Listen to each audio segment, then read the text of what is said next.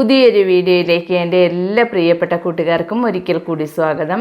ഇന്നത്തെ നമ്മുടെ വീഡിയോ എന്ന് പറയുന്നത് നമ്മൾ നേരത്തെ തന്നെ 12 എന്ന സംഖ്യ കൊണ്ടുള്ള ഒരു വീഡിയോ ചെയ്തിരുന്നു. 12 എന്ന ഏഞ്ചൽ നമ്പർ ഉപയോഗിച്ചപ്പോൾ പല ആൾക്കാർക്കും പല അബദ്ധങ്ങളും ഒക്കെ പറ്റിയിട്ടുണ്ട്.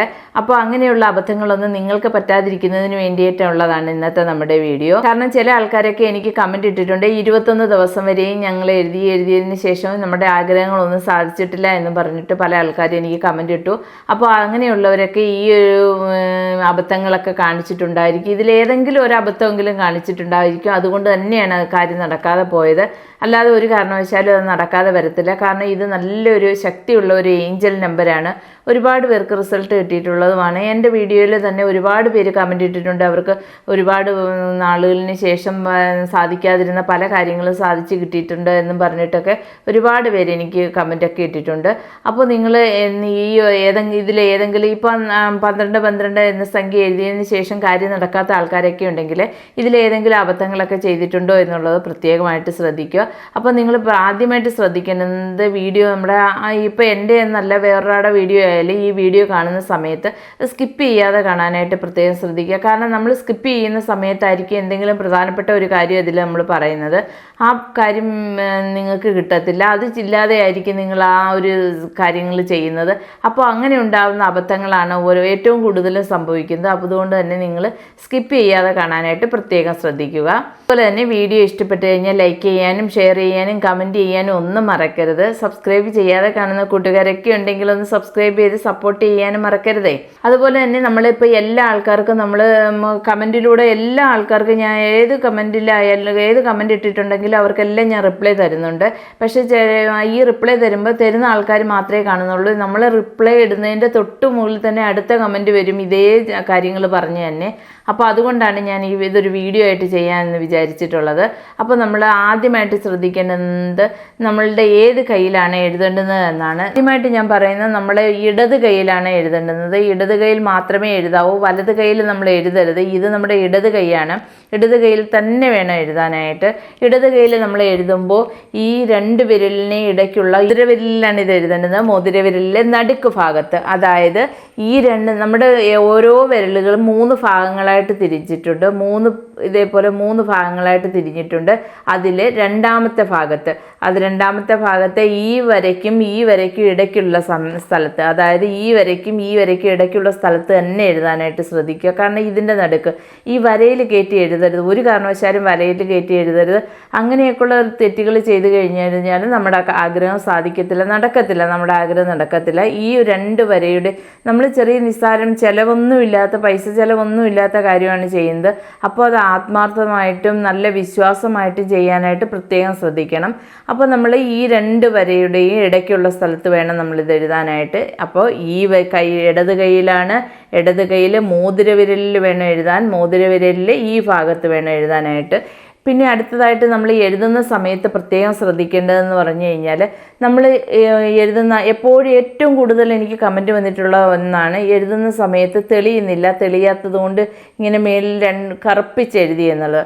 അതൊരിക്കലും ചെയ്യരുത്. അത് നമ്മൾ ഒന്ന് ശ്രദ്ധിച്ച് നമ്മളിപ്പോൾ തന്നെ ഞാനിപ്പോൾ 1 എന്നുള്ള ഒരു അക്കം എഴുതി, എൻ്റെ കയ്യിൽ 1 എന്നുള്ള ഒരു അക്കം എഴുതി. ഈ അക്കം തെളിയുന്നില്ല എന്ന് പറഞ്ഞ് ഞാൻ വീണ്ടും അതിൻ്റെ മേലിലൂടെ എഴുതുമ്പോൾ വീണ്ടും ഒരൊന്നും കൂടിയായി.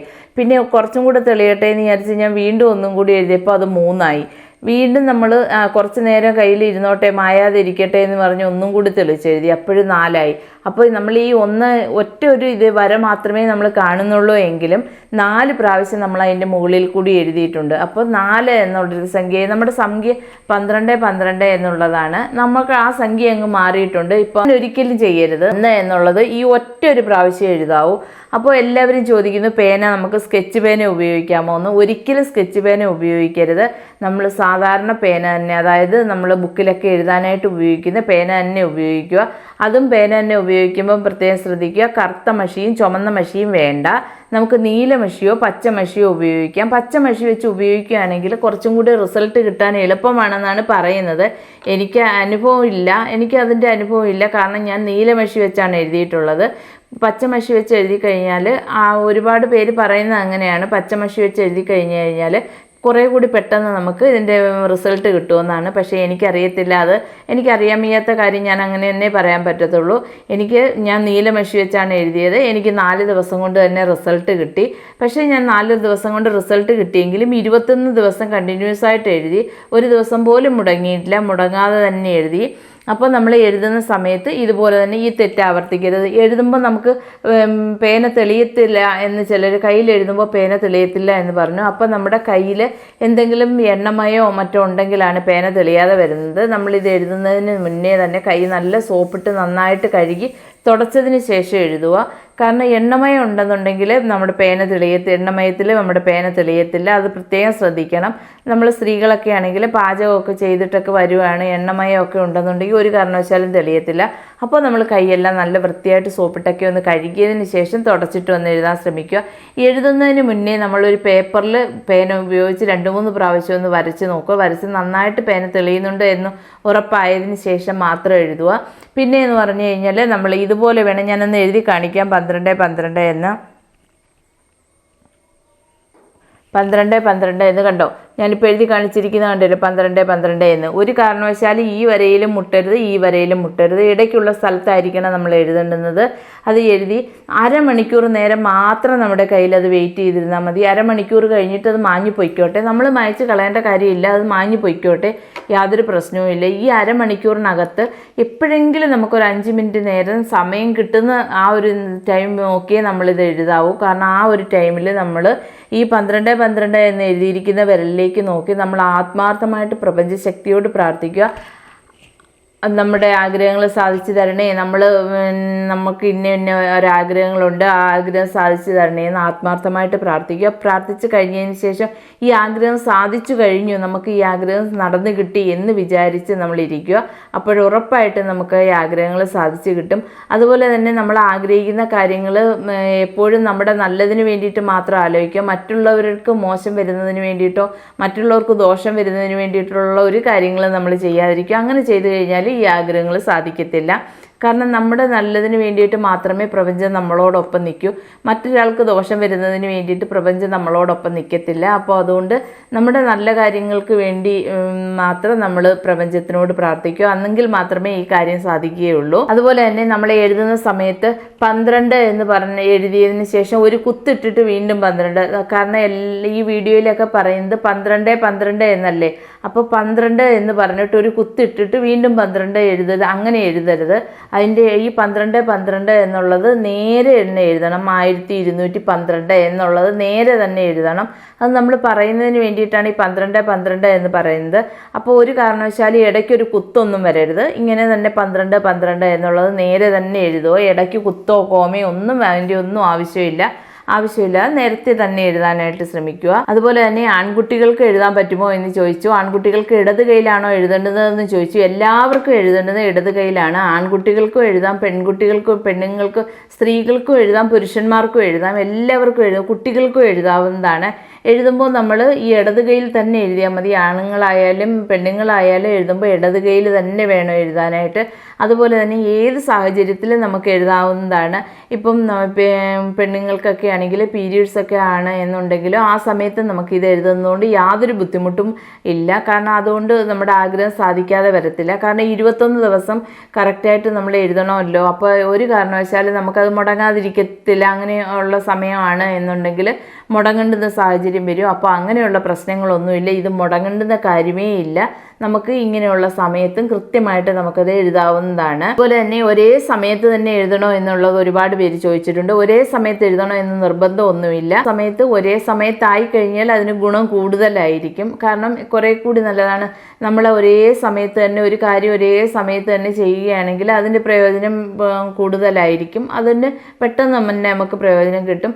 കാരണം ഇപ്പോൾ ഇന്നൊരു സമയത്ത് ചെയ്തോ, നാളെ വേറൊരു സമയത്ത് ചെയ്തോ, മറ്റന്നാൾ വേറൊരു സമയത്ത് ചെയ്തോ എന്ന് പറയുന്നതിനേക്കാൾ നല്ലത് ഒരേ സമയത്ത് ചെയ്യാൻ പറ്റിക്കഴിഞ്ഞാൽ ഏറ്റവും നല്ലതാണ്. അതിന് വേണ്ടിയിട്ട് നമുക്ക് ചെയ്യാൻ പറ്റുന്നത്, വേണമെന്നുണ്ടെങ്കിൽ നമുക്ക് ഒരേ സമയത്ത് മറന്നു പോകും എന്നുള്ളവർക്ക് ഫോണിൽ ഒരു അലാറം ഒക്കെ വെച്ചതിന് ശേഷം നമുക്ക് ഒരേ സമയത്ത് അത് ചെയ്യാൻ പറ്റും. അപ്പോൾ ഒരേ സമയത്ത് തന്നെ ചെയ്യുക. ഈ സമയം തിരഞ്ഞെടുക്കുമ്പോൾ നിങ്ങൾ ശ്രദ്ധിക്കേണ്ടത് കുറച്ച് സമയം, ഒരു 5 മിനിറ്റിനകത്ത് വെച്ചുള്ള ഒരു സമയം നമുക്ക് പ്രാർത്ഥിക്കുന്നതിന് വേണ്ടി കിട്ടുന്ന ആ സമയത്ത് വേണം നമ്മളത് ചെയ്യാനായിട്ട്. രാത്രി 7 മണിക്ക് മുമ്പിട്ടുള്ള ഏതെങ്കിലും ഒരു സമയത്ത് നമുക്കത് ചെയ്യാവുന്നതാണ്. അപ്പോൾ നമ്മൾ എവിടെയെങ്കിലും ഒരു യാത്ര പോവുകയാണ്, യാത്ര പോകുന്ന സമയത്ത് നമുക്ക് ചെയ്യാമോ എന്ന് ചോദിക്കും. ഉറപ്പായിട്ടും ചെയ്യാൻ പറ്റുന്നതാണ്. യാത്ര പോകുന്ന സമയത്താണെങ്കിലും നമുക്ക് ചെയ്യാൻ പറ്റുന്നതാണ്. നമ്മൾ കുറച്ച് സമയം ഇതിലേക്ക് നോക്കി നമ്മുടെ ആഗ്രഹങ്ങൾ പ്രാർത്ഥിച്ചതിന് ശേഷം ഈ ആഗ്രഹം നമുക്ക് സാധിച്ച് കിട്ടും, അല്ലെങ്കിൽ നമുക്ക് സാധിച്ച് കിട്ടി എന്ന് വിശ്വസിക്കുകയാണ് ഏറ്റവും പ്രധാനം. ഇതിലെ ഈ എഴുതുന്നതിലും ഈ പ്രാർത്ഥിക്കുന്നതിലും എല്ലാം ഏറ്റവും പ്രധാനമായിട്ടുള്ളത് നമ്മുടെ വിശ്വാസമാണ്. നമുക്ക് വിശ്വാസം, ഇതെല്ലാം നമ്മൾ കറക്റ്റായിട്ട് എഴുതി 21 ദിവസവും എഴുതി നമ്മൾ പ്രാർത്ഥിച്ചു, ഇതെല്ലാം ചെയ്തു, പക്ഷെ നമുക്കൊരു വിശ്വാസമില്ല, അതങ്ങനെ നടക്കത്തില്ല, ഇത് വെറുതെയാണ്, നമ്മളെ പറ്റിക്കുന്നതാണ് എന്നൊക്കെയുള്ള ഒരു ചിന്തയോടുകൂടിയാണ് ഇത് എഴുതുന്നതെങ്കിൽ ഒരു കാരണവശാലും അത് നടക്കത്തില്ല. നമുക്ക് മുമ്പേ നമ്മുടെ പ്രപഞ്ചശക്തി ഒരു വിശ്വാസം വേണം. അതുപോലെ തന്നെ നമ്മൾ പ്രപഞ്ചശക്തിയോട് ആവശ്യപ്പെട്ട് കാര്യം നമുക്ക് നല്ലതാണ്, അതുകൊണ്ട് തന്നെ നമുക്ക് മറ്റുള്ളവർക്ക് ദോഷമുള്ളതല്ല, അതുകൊണ്ട് തന്നെ നമുക്ക് സാധിച്ചു കിട്ടും എന്നൊരു വിശ്വാസം ഉണ്ടെന്നുണ്ടെങ്കിൽ മാത്രമേ ഇത് നടക്കുകയുള്ളൂ. അതുപോലെ തന്നെ നമ്മൾ ഈ ആഗ്രഹം സാധിച്ചു കഴിഞ്ഞാലും 21 ദിവസം എഴുതണോ എന്ന് ചോദിച്ചിട്ടുണ്ട്. 21 ദിവസവും നമ്മൾ ആഗ്രഹം സാധിച്ചു കഴിഞ്ഞാൽ ഉറപ്പായിട്ടും എഴുതണം. അതുപോലെ തന്നെ നമുക്ക് ഒരു ദിവസം തന്നെ ഞാനിപ്പോൾ ആദ്യം ഇന്നത്തെ ദിവസം അങ്ങോട്ട് എഴുതി തുടങ്ങിയാണ്. ഇന്ന് രാവിലെ ഞാൻ എഴുതിയതിന് ശേഷം ഉച്ച കഴിഞ്ഞിട്ട് എനിക്ക് വേറൊരു ആഗ്രഹത്തിന് വേണ്ടിയിട്ട് എഴുതാൻ പറ്റുമോ എന്ന് ചോദിച്ചിട്ടുണ്ട്. ഒരിക്കലും ഇല്ല, അങ്ങനെ ചെയ്യരുത്. നമ്മൾ ഈ 21 ദിവസവും നമ്മൾ ഈ നമ്പർ എഴുതി നമ്മുടെ ആ ആഗ്രഹം സാധിച്ചതിന് ശേഷം മാത്രമേ നമ്മൾ അടുത്ത കാര്യത്തിന് വേണ്ടിയിട്ട് എഴുതാൻ പറ്റത്തുള്ളൂ. അടുത്ത കാര്യത്തിന് വേണ്ടിയിട്ട് എഴുതണമെന്നുണ്ടെങ്കിൽ നമ്മൾ 7 ദിവസത്തെ ഗ്യാപ്പ് ഇട്ടതിന് ശേഷം വേണം എഴുതാനായിട്ട്. അതുപോലെ തന്നെ നമുക്ക് ഇന്ന് ഞാൻ എഴുതി, നാളെ എനിക്ക് എന്തെങ്കിലും കാരണവശാൽ അത് മുടങ്ങിപ്പോയിട്ടുണ്ട്, അല്ലെങ്കിൽ എഴുതാൻ പറ്റിയില്ല എന്ന് മറന്നുപോയി, അങ്ങനെ എന്തെങ്കിലും പ്രശ്നങ്ങൾ ഉണ്ടായി കഴിഞ്ഞ് കഴിഞ്ഞാൽ പിന്നെ നമ്മൾ മറ്റന്നാൾ എഴുതാനായിട്ട് നിൽക്കരുത്. പിന്നെ നമ്മൾ 7 ദിവസം ഗ്യാപ്പ് ഇട്ടതിന് ശേഷം മാത്രമേ എഴുതാവൂ. ഇല്ലെന്നുണ്ടെങ്കിൽ കാര്യം സാധിക്കത്തില്ല. അതുപോലെ ഒരു കാരണവശാലും നമ്മൾ മുടങ്ങാതിരിക്കാൻ ശ്രമിക്കുക. മുടങ്ങാതെ നമ്മൾ 21 ദിവസവും ഇതേപോലെ കാര്യങ്ങളെല്ലാം കൃത്യമായിട്ട് ചെയ്ത് നമ്മൾ എഴുതി കഴിഞ്ഞ് കഴിഞ്ഞാൽ ഉറപ്പായിട്ടും പ്രപഞ്ചശക്തി നമ്മുടെ ആഗ്രഹം സാധിച്ചു തരും. കാരണം അത് നല്ല വിശ്വാസത്തോടു കൂടി തന്നെയാണ് ഞാൻ പറയുന്നത്. കാരണം എൻ്റെ ആഗ്രഹം അതുപോലെ സാധിച്ചതാണ്. ഞാൻ 21 ദിവസവും പൂർണ്ണമായിട്ടും എഴുതി മറക്കാതെ ഞാൻ ഇതുപോലെ മൊബൈലിൽ അലാറം വെച്ചതിന് ശേഷമാണ് ഞാൻ എഴുതിയത്. അത് ഞാൻ ഒരു യൂട്യൂബിൽ കണ്ടതാണ്, മൊബൈലിൽ അലാറം വെച്ച് നമുക്ക് എഴുതാൻ പറ്റുമെന്നുള്ളത്. അപ്പോൾ മൊബൈലിൽ അലാറം വെച്ച് കൃത്യമായിട്ട് അതേ സമയത്ത് തന്നെ എഴുതാനായിട്ട് ശ്രമിക്കുക. പക്ഷേ ഞാൻ എഴുതിയ സമയത്ത് എനിക്ക് കൃത്യമായിട്ട് എഴുതാൻ പറ്റിയില്ല. ഞാൻ കൃത്യമായിട്ട് എല്ലാ ദിവസവും എഴുതി, പക്ഷേ കൃത്യമായിട്ട് ഒരേ സമയത്ത് തന്നെ എഴുതാൻ പറ്റിയില്ല. കാരണം ഞാൻ എൻ്റെ അമ്മയും കൊണ്ട് ഹോസ്പിറ്റലിലൊക്കെ ആയതുകൊണ്ട് തന്നെ ഇടയ്ക്ക് കുറച്ച് അങ്ങോട്ടും ഇങ്ങോട്ടും ഒക്കെ ഉള്ള സമയങ്ങൾ മാറി മറിഞ്ഞൊക്കെ പോയിട്ടൊക്കെയാണ് എഴുതിയത്, ഒരു 5-6 ദിവസത്തേന്. അത് കഴിഞ്ഞിട്ട് ഞാൻ കൃത്യമായിട്ട് ഒരേ സമയത്ത് തന്നെയാണ് 21 ദിവസം എഴുതി പൂർത്തിയാക്കിയത്. അപ്പോൾ വളരെ പെട്ടെന്ന് തന്നെ നമുക്ക് റിസൾട്ട് കിട്ടുന്നതാണ്. ഒരുപാട് പേർക്ക് നല്ല റിസൾട്ട് കിട്ടുന്നതാണ്. പിന്നെ എന്ന് പറഞ്ഞു കഴിഞ്ഞാൽ നമുക്ക് ഒരു ചിലവും ഇല്ലാതെ നമ്മുടെ വീട്ടിലിരുന്ന് നമുക്ക് ചെയ്യാൻ പറ്റുന്നതാണ്. മറ്റുള്ളവർക്ക് ദോഷം വരാത്ത രീതിയിലുള്ള ഏത് കാര്യത്തിനും നമുക്കിത് ഈ ഏഞ്ചൽ നമ്പർ ഉപയോഗിക്കാൻ പറ്റുന്നതാണ്. നമുക്ക് ഉറപ്പായിട്ടും നല്ല വിശ്വാസത്തോടുകൂടി നമ്മൾ ചെയ്യേണ്ടതെന്ന് പറഞ്ഞു കഴിഞ്ഞാൽ ആത്മാർത്ഥമായിട്ട് നമ്മൾ വിശ്വസിക്കുക, ഇത് നടക്കുമെന്ന് വിശ്വസിക്കുക. എഴുതിയതിന് ശേഷം ഇത് നടന്ന് കിട്ടി എന്നുള്ള രീതിയിൽ വേണം നമ്മൾ ചെയ്യാനായിട്ട്. അങ്ങനെ നിങ്ങൾ ഉറപ്പായിട്ട് നല്ല വിശ്വാസത്തോടു കൂടി ചെയ്ത് നോക്കൂ. നിങ്ങൾക്ക് 21 ദിവസം നിങ്ങൾ എഴുതുന്നതിന് ഒരു ഏകദേശം 10-15 ദിവസം ആകുമ്പോഴേക്കും എന്തായാലും നിങ്ങളുടെ കാര്യങ്ങൾ സാധിച്ച് കിട്ടിയിരിക്കും. അപ്പോൾ നിങ്ങൾ എന്ന് കരുതി നമ്മൾ കോടീശ്വരനാവാൻ ആഗ്രഹിച്ചു കോടീശ്വരനായാലും അങ്ങനെയല്ല ഉദ്ദേശിക്കുന്നത്. നമുക്ക് എന്തെങ്കിലുമൊക്കെ നല്ല കാര്യങ്ങൾ വരികയോ നമുക്ക് കിട്ടാനുള്ള പൈസയൊക്കെ കിട്ടുകയോ അല്ലെന്നുണ്ടെങ്കിൽ നമുക്ക് ആരെങ്കിലും എന്തെങ്കിലും തരാനുണ്ട് അത് തരികയോ, നമുക്കൊരു ജോലിക്ക് വേണ്ടിയിട്ടുള്ള കാര്യത്തിന് വേണ്ടിയിട്ട് ജോലി ഇനി കൈ കിട്ടും എന്നല്ല പറയുന്നത്, ജോലിക്ക് വേണ്ടിയിട്ട് നമുക്ക് ശ്രമിക്കുകയോ. അപ്പോഴും എനിക്ക് മറ്റൊരു കമൻറ്റ് വന്നിരുന്നു, എങ്കിൽ പിന്നെ ഈ നമ്പറൊക്കെ എഴുതിയതിന് ശേഷം നമുക്ക് വെറുതെ വീട്ടിലിരുന്നാൽ പോരെ, നമുക്ക് കാശൊക്കെ ഇഷ്ടം പോലെ ആവത്തില്ലേ, ജോലിക്കൊന്നും പോകണ്ടല്ലോ എന്ന്. അങ്ങനെയല്ല, അങ്ങനെ ഞാൻ പറഞ്ഞിട്ടില്ല. കാരണം ജോലിക്ക് പോവാതെ നമുക്ക് ജീവിക്കാനേ പറ്റത്തില്ല. നമ്മൾ ആത്മാർത്ഥമായിട്ട് നമ്മുടെ ജോലികളെല്ലാം കൃത്യമായിട്ട് ചെയ്യുക. എത്രയോ പേർക്ക് ജോലിക്ക് പോയതിന് ശേഷം ശമ്പളം കിട്ടാതെയൊക്കെ ഉണ്ട്. എത്രയോ പേര് എനിക്കറിയാവുന്ന തന്നെ ഒരുപാട് പേർക്കുണ്ട് ശമ്പളം കിട്ടാതെ. അങ്ങനെയൊക്കെ ഉള്ളവർക്ക് അത് നമ്മുടെ നല്ലതിന് വേണ്ടിയിട്ട് പ്രാർത്ഥിക്കുമ്പോൾ ആ മുടങ്ങി കിടക്കുന്ന ശമ്പളം കിട്ടാനും, അല്ലെങ്കിൽ കുറഞ്ഞ ശമ്പളത്തിന് ജോലി ചെയ്യുന്ന എത്രയോ പേരുണ്ട്, അവർക്കൊക്കെ നല്ല ശമ്പളം കൂട്ടി കിട്ടുന്നതിനും ഒക്കെ വളരെയധികം സഹായിക്കുന്നതാണ്. അങ്ങനെയൊക്കെ നമ്മൾ എപ്പോഴും പോസിറ്റീവായിട്ട് തന്നെ ചിന്തിക്കാനായിട്ട് ശ്രമിക്കുക, നെഗറ്റീവായിട്ട് ചിന്തിക്കാതിരിക്കുക. അങ്ങനെയൊക്കെ നല്ല കാര്യങ്ങളൊക്കെ ചെയ്ത് കഴിയുമ്പോൾ നമ്മുടെ ആഗ്രഹങ്ങൾ ഉറപ്പായിട്ട് സാധിക്കുന്നതാണ്. അപ്പോൾ നിങ്ങളെല്ലാവരും ഒന്ന് ട്രൈ ചെയ്ത് നോക്കുക. ഇന്നത്തെ വീഡിയോ നിങ്ങൾക്ക് എല്ലാം യൂസ്ഫുള്ളായി കാണുമെന്ന് കരുതുന്നു. പുതിയൊരു വീഡിയോയുമായി വരുന്നതുവരേക്കും ബൈ ബൈ.